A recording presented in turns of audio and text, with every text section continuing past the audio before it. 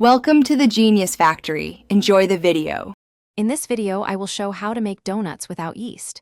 We will use baking powder and baking soda for a quick rise. First, gather your dry ingredients: 2 cups of all-purpose flour, 1/2 cup of granulated sugar, 2 teaspoons of baking powder, and 1/2 teaspoon of salt. Whisk these together in a large bowl until they are well combined. This ensures even distribution of the leavening agents for perfectly fluffy donuts. Now, let's prepare our wet ingredients. In a separate bowl, whisk 1 large egg, 1/2 cup of milk, 2 tablespoons of melted unsalted butter, and 1 teaspoon of vanilla extract. Gently pour this wet mixture into your dry ingredients. Mix until just combined. Be careful not to overmix. The dough should be soft and slightly sticky, indicating it's ready for the next step. Next, prepare your dough for shaping.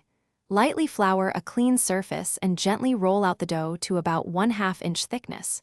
Use a donut cutter or 2 different sized round cutters to create your donut shapes. Carefully drop them into hot oil, heated to 350 degrees Fahrenheit.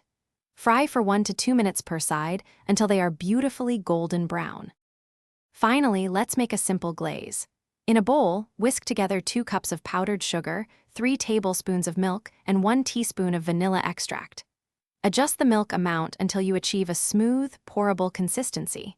Dip each warm donut into the glaze, ensuring it's fully coated. Place them on a wire rack for about 10 minutes to allow the glaze to set.